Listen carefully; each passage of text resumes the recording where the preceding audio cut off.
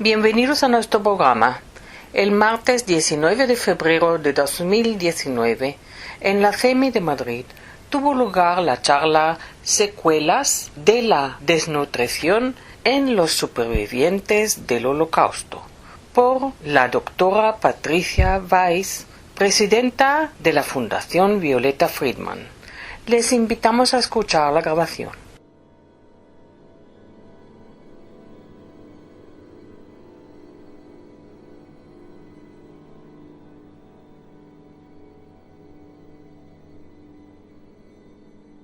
Y que nos va a dar una conferencia, yo cuando vi súper original, secuelas de la desnutrición en los supervivientes del Holocausto, porque ella es médico, se va a presentar en 2 palabras, nos va a hacer la conferencia y luego tendremos la ocasión de hacerle algunas preguntas. ¿Vale? Gracias. Buenos días a todos. Bueno, en primer lugar agradecer a Eva que no está, y a Verónica y sobre todo a Giselle que me ha dejado el ordenador, y a vosotras por estar aquí y espero que os guste. Me llamo Patricia Weiss, soy hija de Violeta Friedman, que yo creo que la mayoría de vosotras sabéis quién era, y bueno, soy médico y actualmente presidenta de la Fundación Violeta Friedman.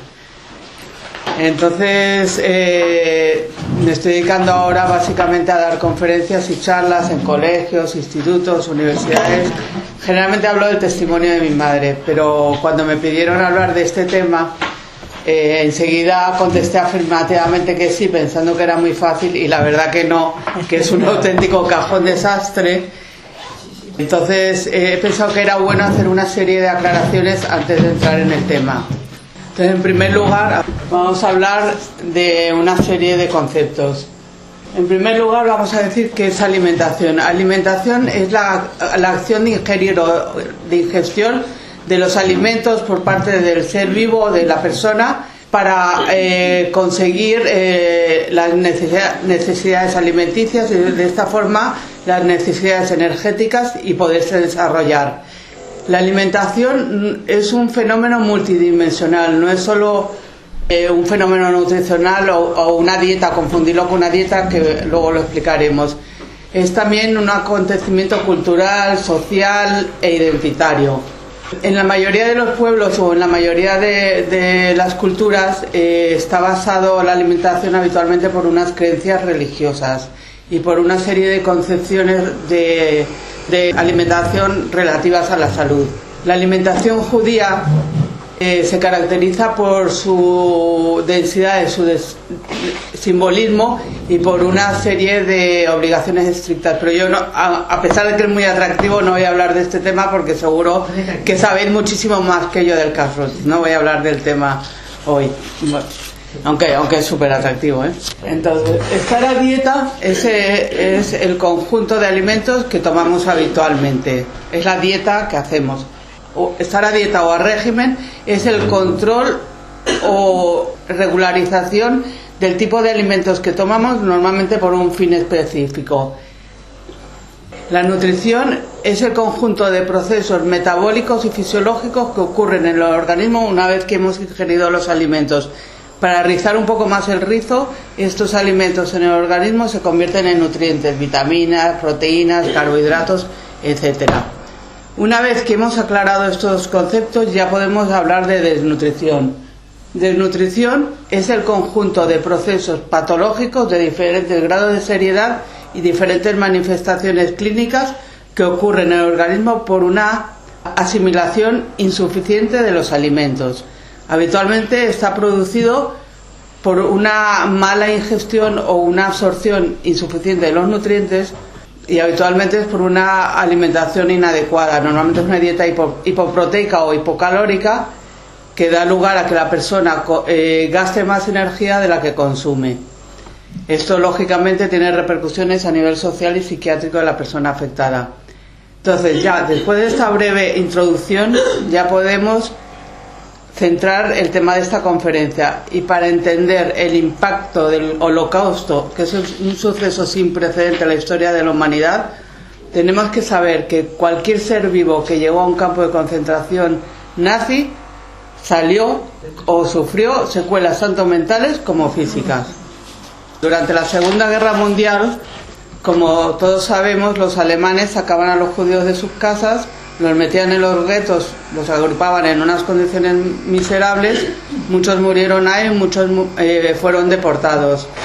Lo importante para los alemanes era eliminar cuanto antes los guetos, y de hecho con la implementación de la solución final en 1942 ideado por Eichmann, empezaron a enviar a los judíos a los campos de exterminio para ser asesinados, o a los campos de trabajo forzados o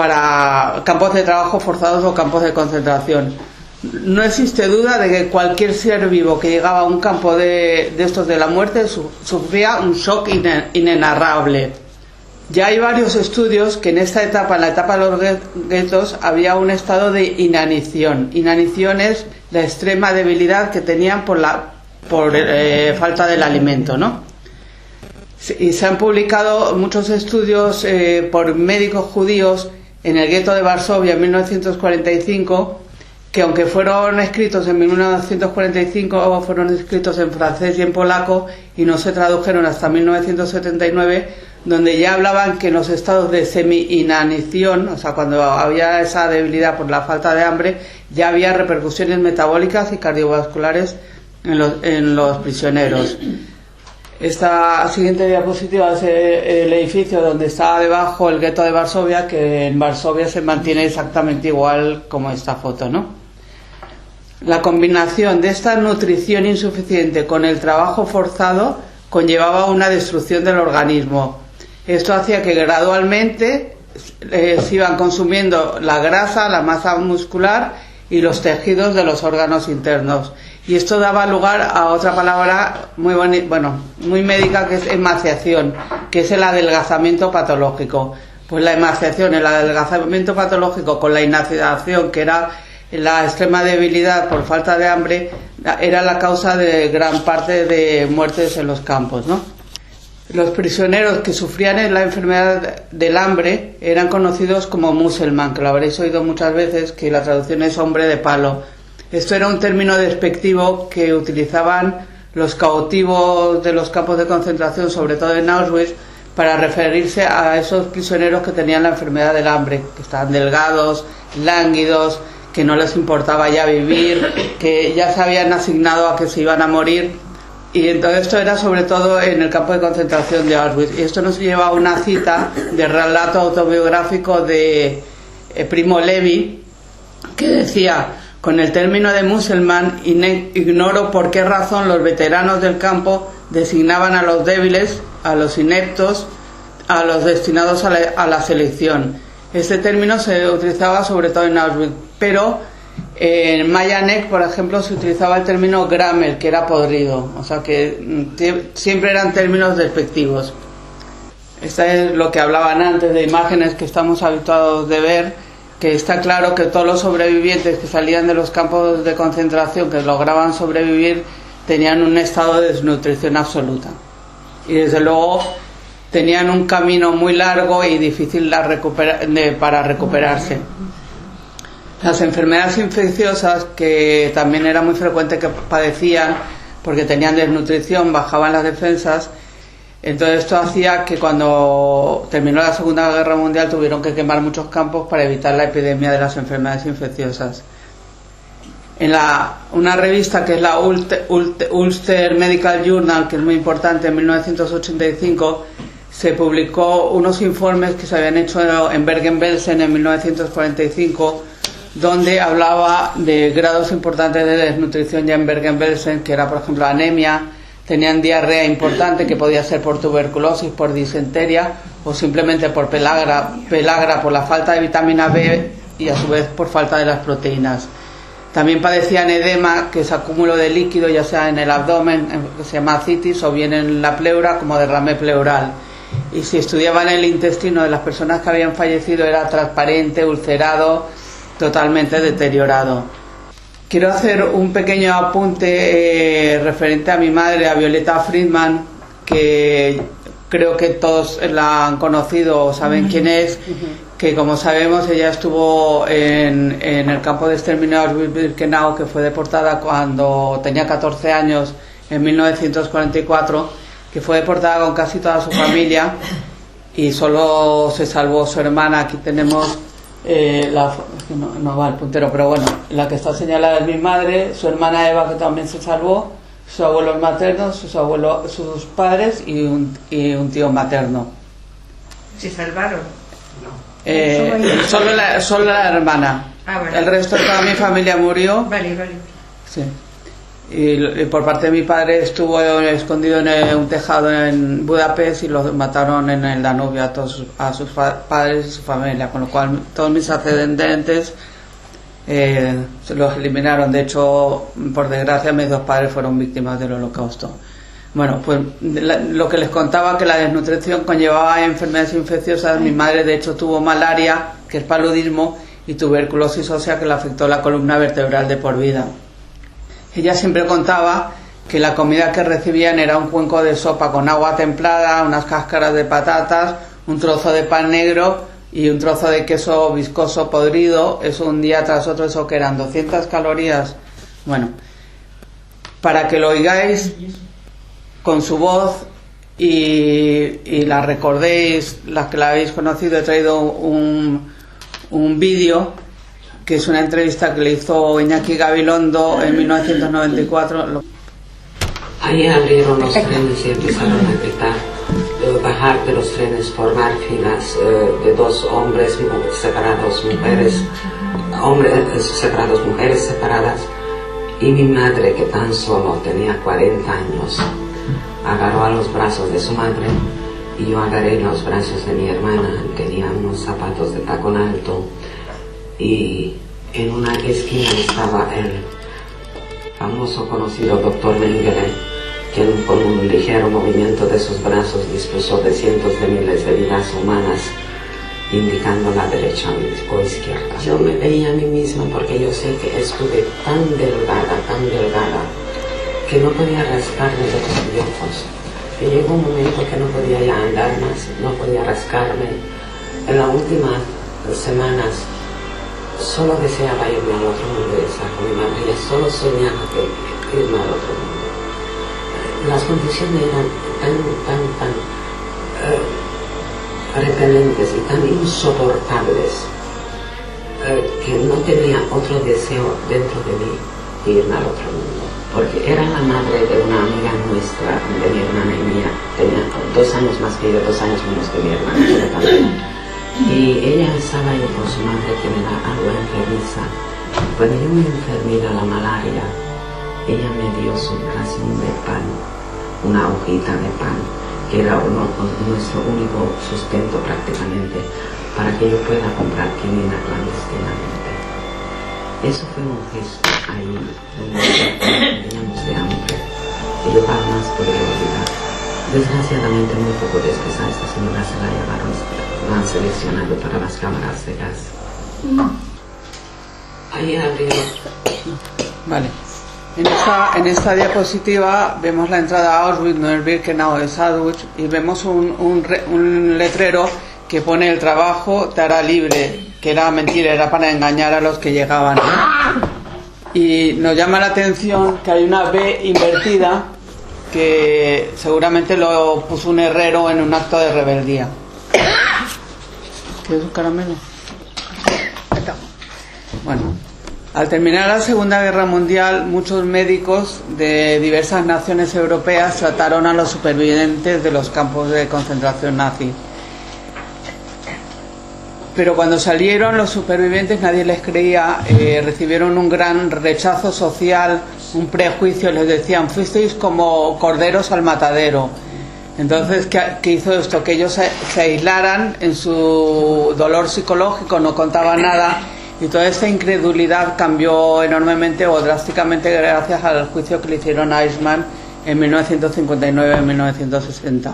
Así que pasaron muchos años hasta que la ciencia médica llegara a una teoría consensuada sobre las repercusiones tanto físicas como mentales de todos aquellos que no perecieron en aquella maquinaria atroz de la muerte. Un dato importante que quiero señalar es que cuando los supervivientes salieron, los aliados, al verlos tan delgados, empezaron a darles alimentación en abundancia, con lo cual esto pasaron de un estado de desnutrición a un estado de malnutrición. No es lo mismo desnutrición, habíamos dicho que era una dieta hipocalórica, hipoproteica, le faltaba alimento, y la malnutrición es o por exceso o por defecto de nutrientes. Puede haber mucho hierro, mucho proteínas, o sea, puede ser igual de malo, y entonces el organismo de los supervivientes, algunos aguantaron ese cambio metabólico, pero el corazón, que estaba tan debilitado, no lo aguantó y entraron en insuficiencia cardíaca y murieron.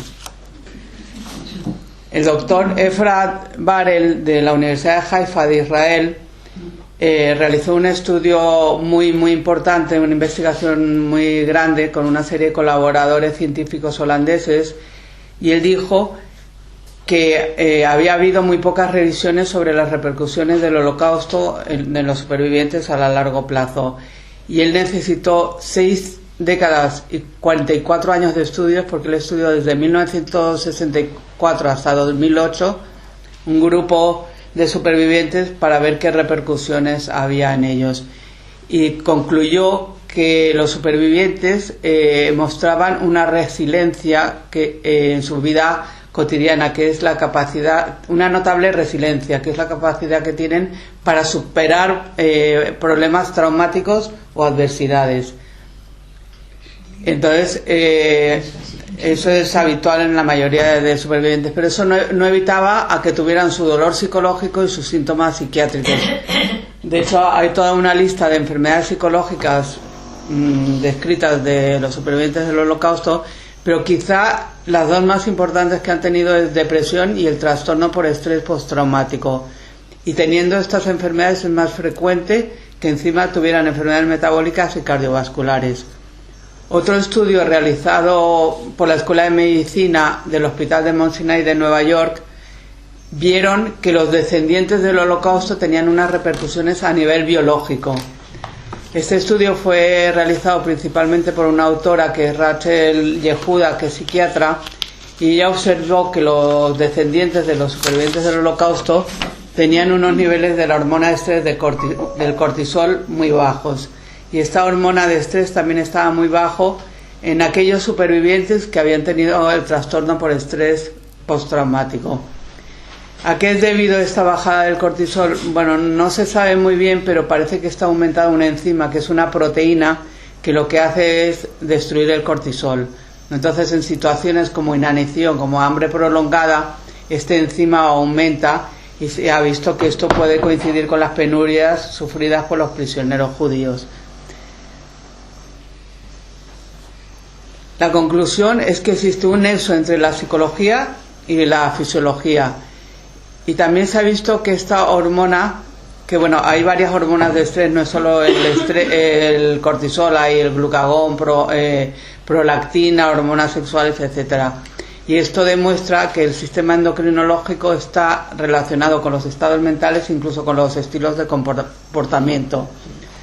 Yehuda, esta autora, observó que esto se podía transmitir en el embarazo. Veía que esta enzima estaba en niveles muy altos en la placenta para proteger al feto.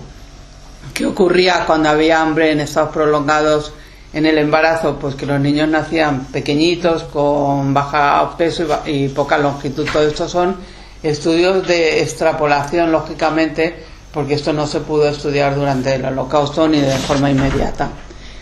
En edades tempranas, en los niños que han sufrido el hambre, van a tener repercusiones, un síndrome metabólico prematuro, o bien van a tener afectación en la mineralización ósea. La osteoporosis, de hecho, es más frecuente en los niños que han sufrido hambre de pequeños, y aunque no es una enfermedad más frecuente en los judíos, sí es verdad que en las madres que han sufrido desnutrición lo padecen ellas y se lo han transmitido a los hijos. Y los niños, cuando ya son adultos, el síndrome metabólico prematuro que les hacía referencia es que van a tener hipertensión, intolerancia a la glucosa, hiperlipemia, y eso sobre todo en un entorno de abundancia. Como ustedes saben, los hijos de los supervivientes era normal que siempre nos querían sobrealimentar. Entonces eso a la larga, en edad adulta, tiene sus consecuencias. Y aunque existe un vínculo entre el estrés crónico y las enfermedades cardiovasculares y metabólicas, cada vez se está dando mayor importancia a los estudios, a los mecanismos epigenéticos, que es la genética con los factores ambientales. Pero bueno, eso es muy complicado y no voy a entrar en ese punto, pero sí decirles que al igual que la diabetes se creía que era más frecuente en los judíos y que genéticamente pues influye en otras cosas como es el factor ambiental. El equipo de la doctora Yehuda dijo que a pesar de que hicieron un estudio tan amplio, hacen falta todavía muchas horas de estudio para aclarar muchos interrogantes. Dos apuntes que me han llamado la atención al hacer la revisión bibliográfica era uno, que los damnificados que habían vivido o que viven en Israel tenían una adaptación social y psicológica mejor que aquellos que han residido o que residen en otros países. Y otro estudio muy importante que ha sido publicado por la Journal of the National Cancer Institute, es que los supervivientes del Holocausto tienen mayor predisposición a padecer cáncer, y cuanto más jóvenes hayan ido al campo de concentración, mayor predisposición tienen. Y ya por último, bueno, decir que uno de los deseos de mi madre era crear una fundación, y bueno, no lo pudo hacer, y hoy tengo el honor de presidir esta fundación para poder mantener viva la memoria de la Shoah. Bueno, más que honor, es un compromiso personal con mis hijos, con vosotros, con el país con el que vivo, para seguir luchando para que nunca se olvide. Aquí en Madrid, de hecho, hay un parque infantil en Alcorcón con el nombre de mi madre, que al poco de morir lo inauguraron. En Torremolinos hay una calle con su nombre, que fue inaugurada en el año 2014, justamente el 10 de noviembre, en la noche de Kristallnacht, o sea, en conmemoración en el 2014. Y en Málaga, ahora mismo, el año pasado, en marzo, pusieron una placa conmemorativa con nombre de mi madre en la Plaza de la Judería, que está justo en el centro de Málaga, al lado del restaurante Pil Pil, que lo conoce todo el mundo. Y esto que nos ayuda a oír la voz de todos los supervivientes, pidiendo que no les olvidemos. Muchas gracias.